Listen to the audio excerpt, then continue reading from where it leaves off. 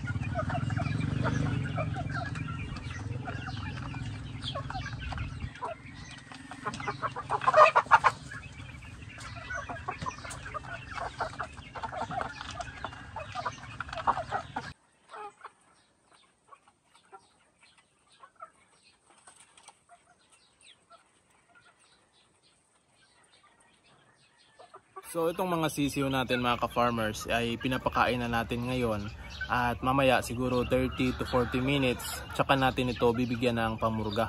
So ang purpose niyan kung hindi natin bibigyan agad ng tubig ay para medyo mauhaw yung ating mga sisiw. At kung uhaw sila, kapag inilagay natin yung tubig na may halong pamurga ay talagang iinom sila. So yun ang isa sa mga purpose natin. Alright?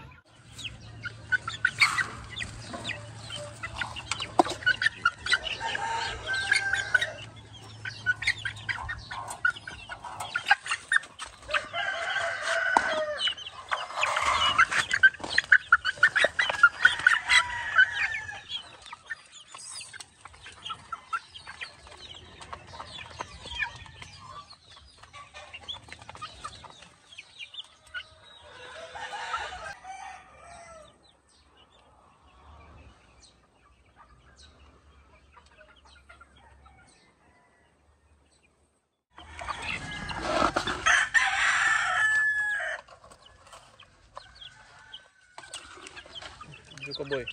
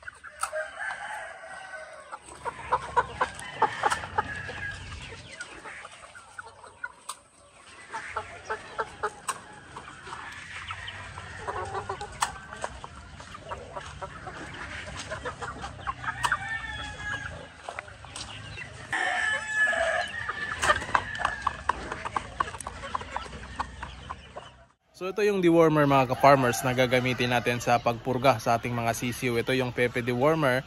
Binigyan tayo ng suki natin na tindahan ng itong dewormer na ito. Bali 3 sachet ng ganitong dewormer at saka meron ding 3 antibiotic na binigay sa atin. Ito naman yung isa na antibiotic na binigay. Ito yung Doximol. Ito yung ipapainom natin sa mga manok in case na meron silang sakit or nagtatain ng dugo. Ito yung ibibigay natin, itong Doximol. Pero ngayon mga ka-farmers, ang gagamitin natin ay itong Pepe Dewormer. So subukan natin ito mga ka-farmers kung magiging epektibo ba itong dewormer na ito. So ito, yung maganda yung packaging niya mga ka-farmers. Pang babae talaga ang kulay nito. So maganda yung packaging nito. Sa likuran rin mga ka-farmers naka-indicate yung anong dami ng tubig ang ihahalo natin dito sa dewormer na ito. So kanina nagpapakain na tayo ng mga sisiw natin. Ngayon siguro mga 30 o 40 minutes na nakalipas, uhaw na sila. Ititimpla na natin ito at saka ipapainom sa kanila. So samahan nyo ko at let's go. Ang kagandahan dito mga ka-farmers sa Pepe Dewormer ay may plus ivermectin na siya. So ang ivermectin mga ka-farmer, usually yan lang talaga yung ginagamit na pamruga sa mga livestock natin, sa baboy, sa baka, at ngayon nandito na para sa mga sisiw natin. So sobrang ganda dito dahil may ivermectin plus na ito. Alright, so ngayon subukan na natin. Let's go! So yung dosage pala nito mga ka-farmers ng Pepe Dewormer ay nasa likuran lang. Merong instruction dito. Merong sa swine, piglets, small ruminants at saka yung chicks. So dahil mga sisiw yung paggagamitan natin nito, ang dosage ng chicks at the age of 1 month old mga ka-farmers, ito pwede na gamitin sa 1 month old at saka sa 1 month old mga ka-farmers, 1 litrong tubig sa isang sachet ng Pepe Dewormer. So yun yung gagamitin natin na pagpapainom sa kanila. Alright? So yan yung kanyang kulay mga ka-farmers, pink.